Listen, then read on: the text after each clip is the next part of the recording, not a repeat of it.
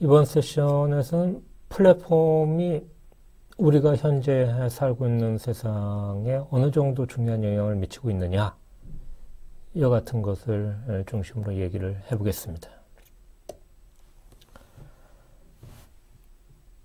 이 사람은 아래 보는 바와 같이 존 페리 바로우라는 사람이에요. 왜 유명해졌냐라고 하면은 1996년에 스위스 다보스에서, 여러분 아시죠? 다보스 포럼이 열릴 때입니다. 그때 A Declaration of the Independence of Cyberspace, 사이버스페이스 독립선언을 발표를 해서 유명해진, 인터넷 액티비스트, 운동가라고 얘기할 수 있는 그런 사람입니다. 이 사람은 발표한 사이버스페이스 독립선언 초반부는 이와 같이 얘기가 되고 있습니다.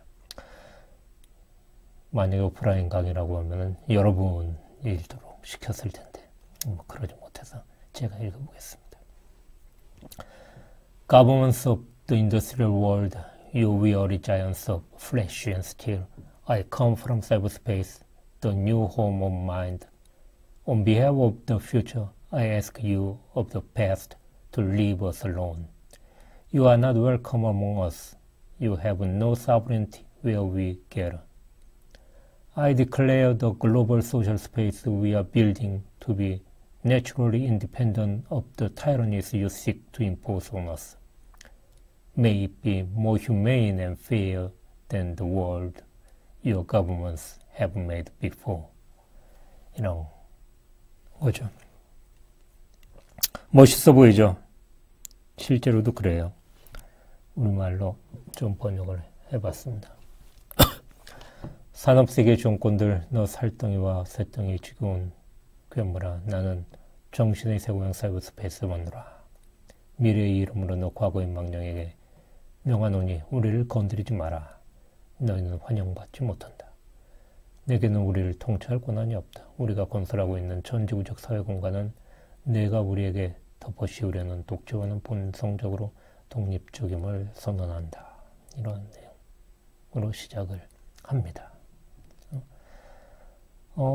상당히 당시에, 그러니까 지금으로부터 한 30년이 좀 못 되죠. 25년은 넘는 그런 시점에서는 임팩트 있게 다가왔던 그러한 독립선언입니다. 최근에 이분이 돌아가셨습니다. 한 2년 전인가요? 그러니까 어떤 분이 이분에 대한 추모적인 의미에서 새롭게 독립선언서를 개작을 했습니다. 일종의 패러디라고도 볼 수가 있어요. A New Declaration of the Independence of Cyberspace 라는 그러한 제목으로 new자만 붙였죠. Platforms of pastel hues and color-coded logos, you weary giants of bronze toes and steel algorithms. I come from a previous age of the internet, where we did not have accounts but pages, where everyone could have an address and was not forced to dwell by habit or lassitude under the same big blue F. 여기 빅 블루 F는 페이스북의 F겠죠. 위에 칼라드 그것은 구글이죠. 칼라드 로고겠고. Which adorns your walled garden and to live in this forced proximity you have so wanted to use to us, and which is chiefly a toxic form of promiscuity. As governments, you have only shareholders whom we did not elect, but whose decisions today have more weight than elected governments. I declare the global social space that we are building to be naturally independent of the tyrannies you seek to impose on us. 요전 존 페리 바로우의 독립선언에 이제 대꾸가 되는 그런 형태로 개작을 했어요. 아래서는 올리비에라는 친구가 프랑스 어디에서 개작을 한 건데 재밌어요. 단순히 재밌어서 이것을 여러분한테 보여주는 것이 아니고 종전 25년 전에 존 페리 발로우가 가장 주적이라고 생각했던 산업세계 정권들 있죠. 25년이 지난 다음에 이 올리비에는 주적을 누구라고 보고 있어요? 플랫폼, 인터넷 플랫폼이 현재 세계의 주적이다. 이렇게 보고 있고 너희들이 지금 세상을 지배하려고 하는데 거기에 대해서 우리는 저항하고 독립을 선언하고자 한다. 라고 그렇게 얘기를 하고 있는 것이죠. 그래서 바로 현재 세상에서 인터넷 플랫폼이 얼마나 지배적인 존재인가라는 것을 상징적으로 보여준다고 생각해서 여러분한테 소개를 합니다. 소개를 한 뿐만 아니에요. 이것을 만약에 전문을 찾아서 번역해서 아이클래스에서 제일 먼저 올리는 학생한테 보너스 점수를 보유를 하겠습니다. 이게 한 12세 패러그래프로 되어 있는데 패러그래프당 두 사람한테 점수를 먼저 올린 두 사람한테 점수를 부여를 하겠습니다. 아주 잘 번역했다라고 하면은 2점을 부여를 하고 그냥 보통이다라고 하면 1점을 부여를 하겠습니다.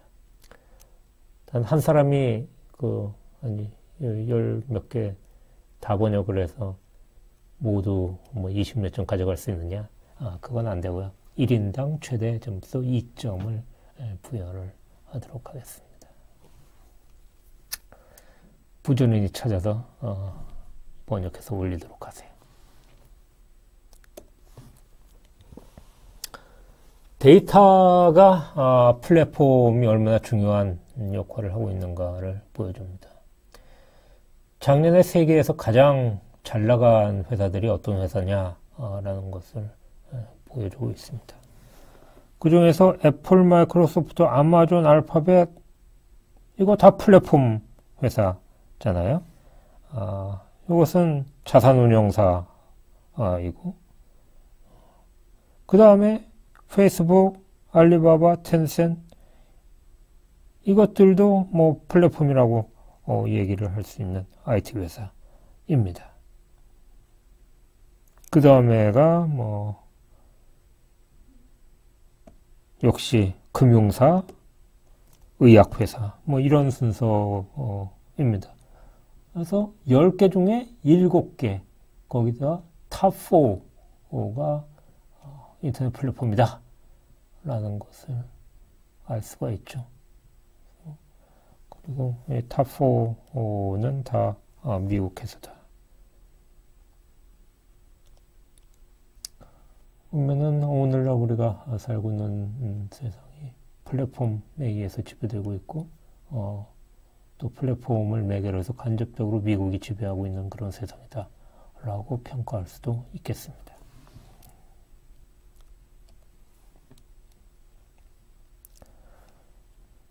이러한 플랫폼을 어떻게 컨트롤할 것이냐.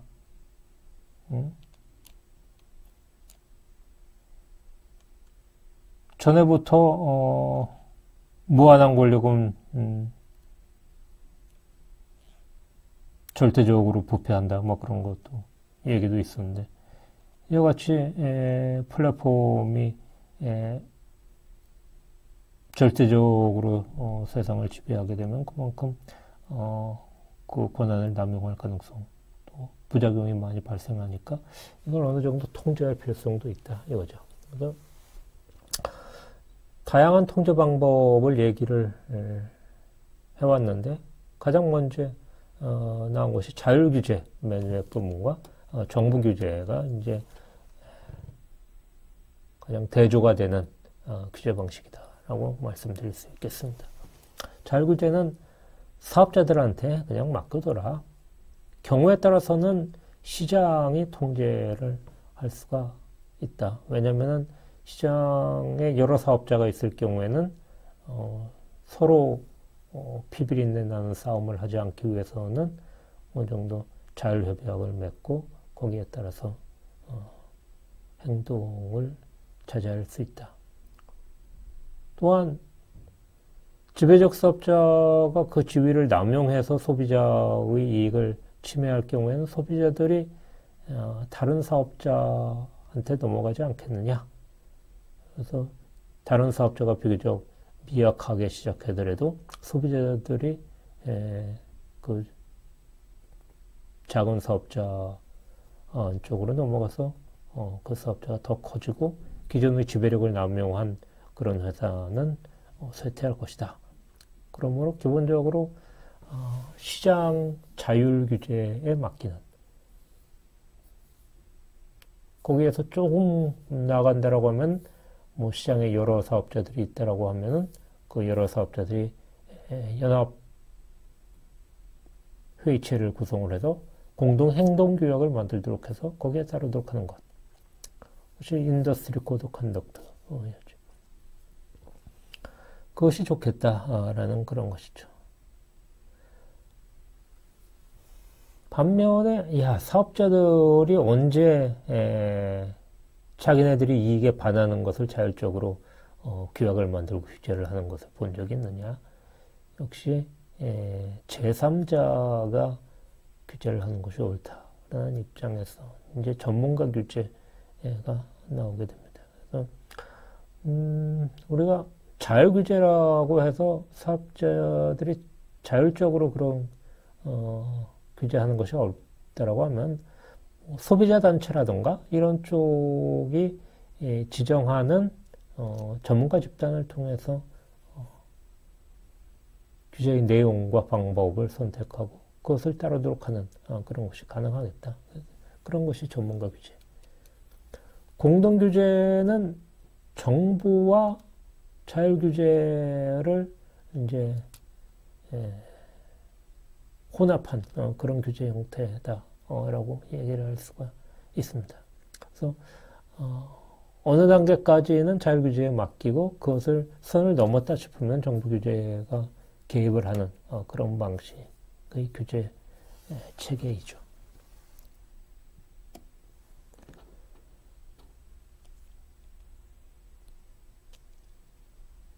처음에는 앞서 말씀드린 대로 존 페르바로의 사이버 스페이스 독립선언에서 본 것 같이 사이버 스페이스는 모든 것이 가능한,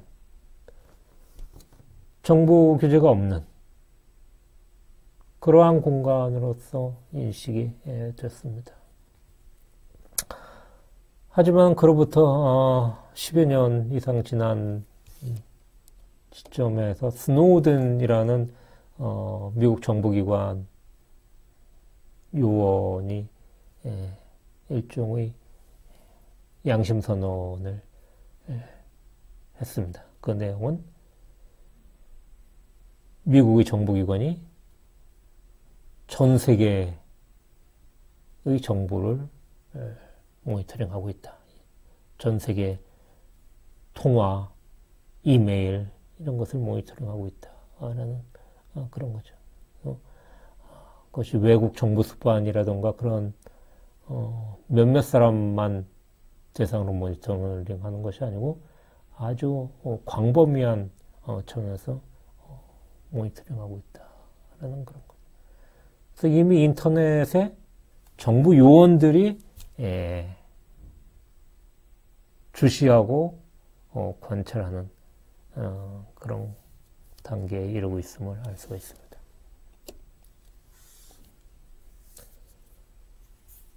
그래도 미국 FBI나 이런 쪽은 조심스럽게 몰래 했어요.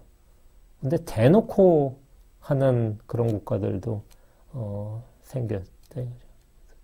중국이나 러시아는 이제 만리장성을 쌓고 뭐 겨울궁전을 쌓는지는 몰라도 뭐 하여간 자기 나라에서 인터넷을 글로벌 인터넷으로부터 분리시켜가지고 당의 통제하에 두는 그러한 현상을 보이고 있습니다. 그래서 필요한 경우에는 붙이고 글로벌 인터넷에 붙이고 좀 위험하다 싶으면은 분리시키고 뭐 이러한 행태를 보이고 있습니다. 그래서 어떻게 보면은 기존의 사이버 스페이스 자율 규제와는 대척점에 있다라고 그렇게 생각되었던 정부 규제가 직접적으로 사이버 스페이스를 규율하고 있는 그런 것을 볼 수가 있습니다.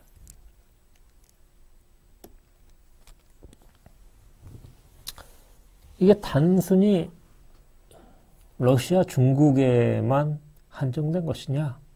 라고 하면은 그렇지 않다.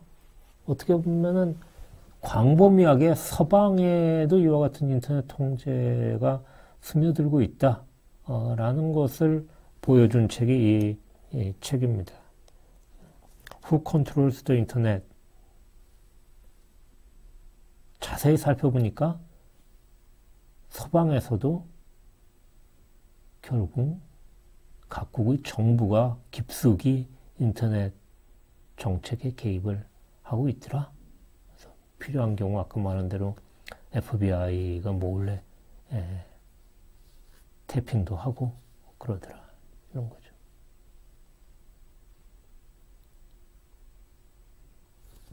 그것은 미국뿐만 아니고 유럽연합도 사실은 마찬가지다. 이런 것을 이 사파가 보여주고 있습니다. 미국의 경우에는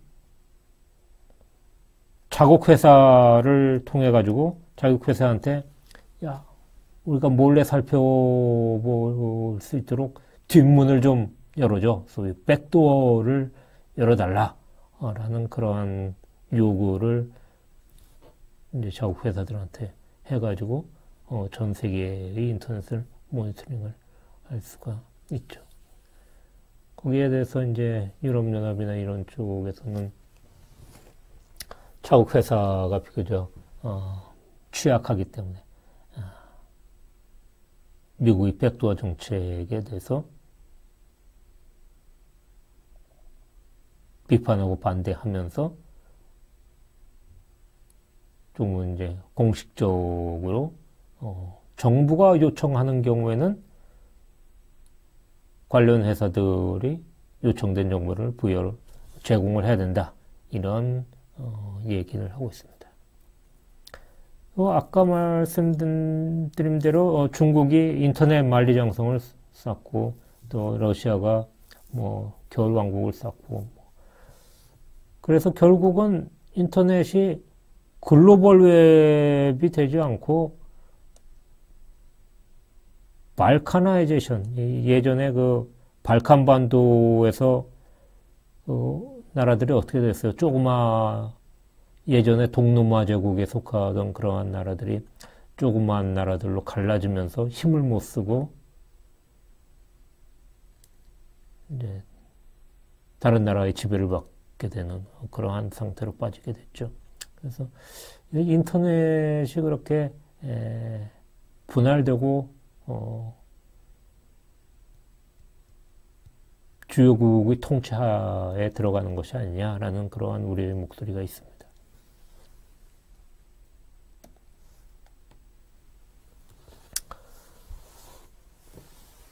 정치적인 뿐만 아니고 경제적인 것과도 상당히 밀접히 되고 있습니다.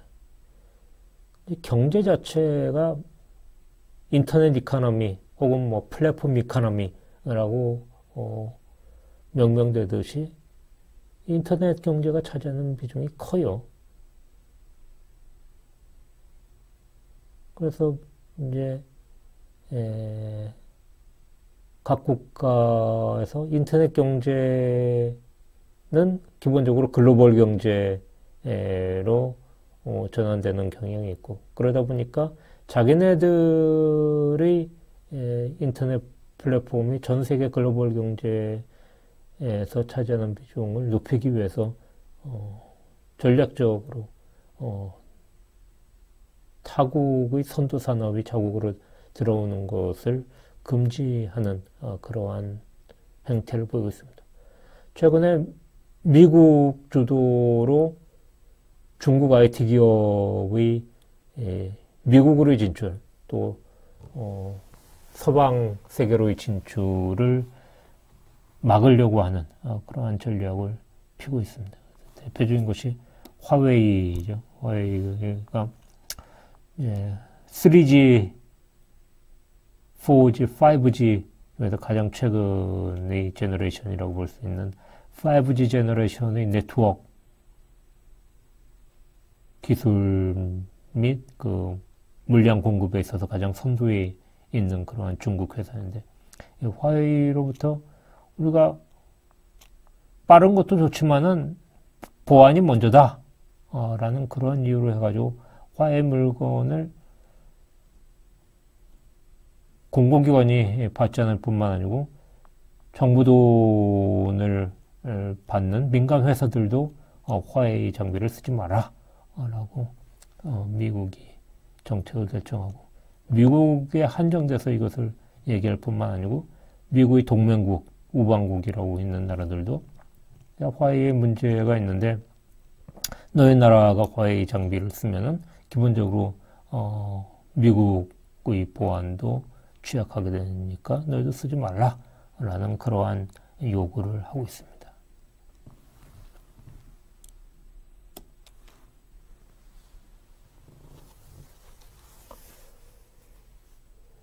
어쨌든 지금은 플랫폼 시대다. 우리가 앞에 데이터에 봤습니다만은 전 세계 제가 가장 잘 나가는 탑 10 중에서 탑 7이 플랫폼 기업이고, 탑 7은 아니고 탑 4가 플랫폼 기업이고, 7 아웃 오브 10이 플랫폼 기업이다 라는 그런 것이죠. 그래서 이제 기업이건 개인이건 성공하기 위해서는 플랫폼을 이용하는 것이 좋겠다 라는 그런 것이죠. 그래서 가장 먼저 그 분야를 플랫폼을 통해서 확산시키는 그런 정책을 피는 것이 좋겠다 이런 거죠. 그래서 제가 뭐 다른 장소에서 얘기했습니다만 BTS가 성공할 수 있는 그러한 동력 중에 하나가 뭐였냐? 유튜브 플랫폼을 가장 먼저 이용해서 자기네들의 홍보를 극대화한 그룹이 BTS가 아닌가 그렇게 생각이 듭니다. 뭐 BTS만큼 춤 잘 추는 그룹 우리나라에 많습니다만은 그 중에서 BTS가 가장 성공할 수 있던 이런 것이 인터넷을 가장 먼저 이용했다라는 데서 찾을 수 있다고 생각을 합니다. 그래서 뭐 스스로가 플랫폼이 될 수가 있다라고 하면은 가장 좋겠죠. 우리나라도 탑 10 중에 들어갈 수 있는 플랫폼 기업을 만들 수가 있더라고 하면 그것이 좋겠습니다만, 현실적으로 그게 쉽지 않을 경우에는 뭐 이미 글로벌 플랫폼을 이용하는 그래서 가장 잘 이용하는 기업, 가장 잘 이용하는 소비자가 되는 것도 오늘날 성공 방정식 중에 하나라고 생각이 듭니다. 인터넷 플랫폼에서 보는 바와 같이 오늘날 시장이라는 것은 기본적으로 글로벌 시장이기 때문에 가능하면은 사업 구상의 초반기부터 혹은 인생 설계의 초반기에부터 글로벌 마켓 세계화를 염두에 두고서 설계를 해 나가는 것이 좋겠다라고 생각이 듭니다. 최근 코로나 사태로 인해서 이거 바이러스가 전 세계적으로 이렇게 빨리 번지고 있는 것이 세계화의 부작용 중에 하나로 볼 수 있는 것이 아니냐. 그렇기 때문에 다시 로컬 커뮤니티 시대로 돌아가는 것이 차라리 안전하지 않느냐라는 그러한 반성적 목소리가 없는 것도 아닙니다. 하지만 우리가 기술적 경제적 토대에 기반한 역사 발전을 잠시 멈추거나 한 발자국 뒤로 가게 할 수는 있어도 이것이 영원한 후퇴는 되지 않겠죠. 더 큰 세계화로의 진전이 앞으로 있을 거라고 생각이 듭니다. 그래서 젊은 여러분들이 인상 설계를 할 때나 혹은 여러분이 기업에 가서 여러 가지 기획을 할 때에는 같은 글로벌 소사이어티를 염두에 두고 기획을 하는 것이 좋겠다라고 생각이 듭니다. 말씀드린 대로 스스로 플랫폼이 되지 못하면은 큰 플랫폼과 연계를 하는 것이 좋습니다. 그리고 이미 식상한 말이 됐습니다만은 에코시스템이 중요한 그런 시대입니다. 그래서 큰 기업 에코시스템을 구성을 하고 그 에코시스템 내에 중요한 역할을 하고 에코시스템 간의 경쟁에 있어서는 다른 에코시스템을 이길 수 있는 그러한 에코시스템 대 에코시스템의 경쟁이 지금 새로운 현상으로 얘기가 되고 있습니다. 그래서 에코시스템이 지속적으로 생존 가능하고 발전해 나갈 수 있도록 그런 것을 구성을 할 필요가 있다라고 생각이 듭니다.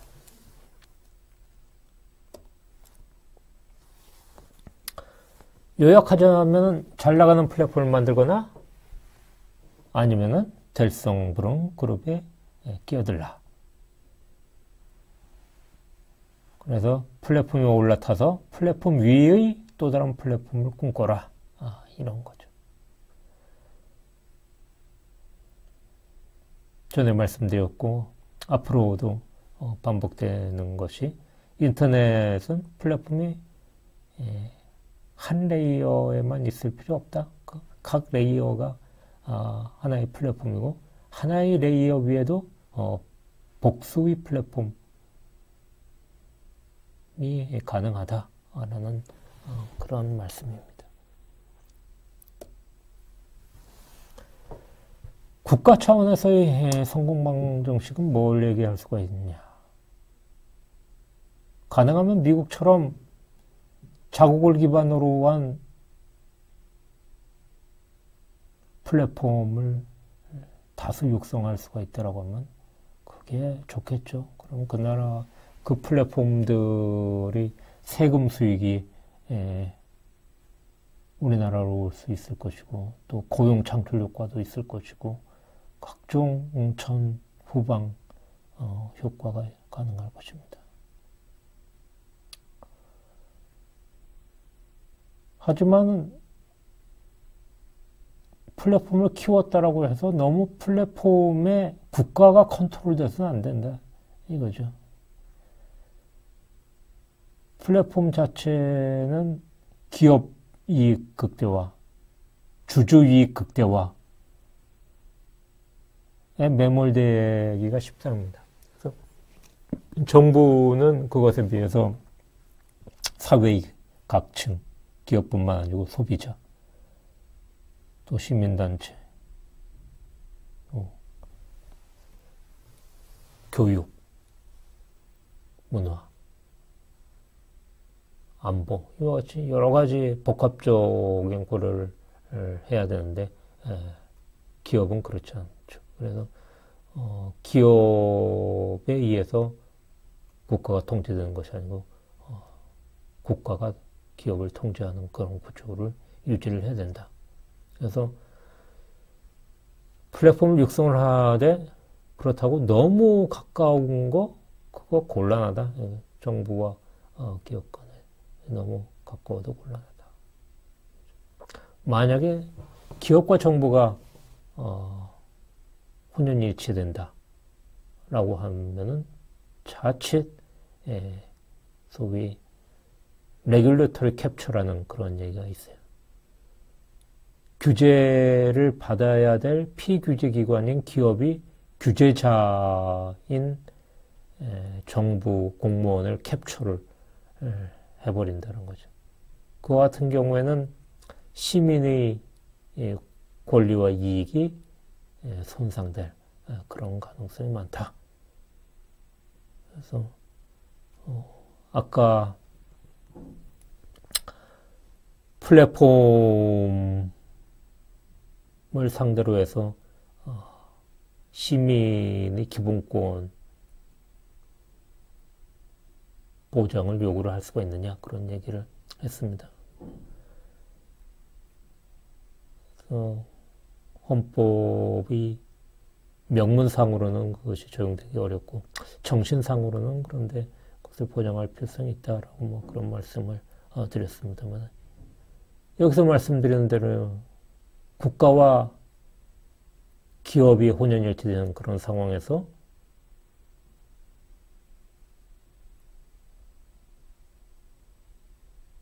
헌법이 정신적으로 요구를 하는 그와 같은 시민의 기본권은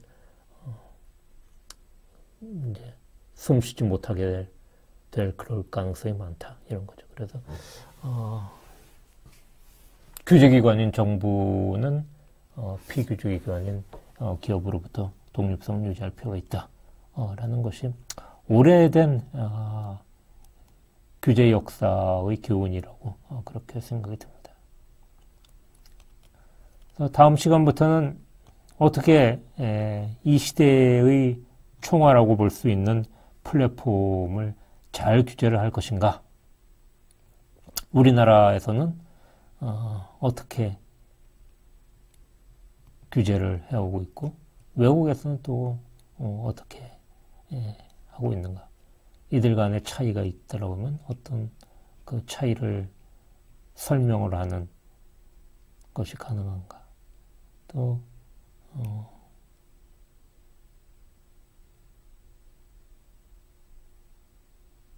이러한 차이 중에서 어느 쪽이 더 합리성이 있는가? 그런 것을 한번 생각을 해보겠습니다. 순서는 우리가 인터넷 플랫폼 중에서 가장 아랫단에 있다라고 얘기할 수 있는 이제 물리망이라든가 논리망 이런 것과 관련돼서 망 중립성을 살펴보려고 하고요.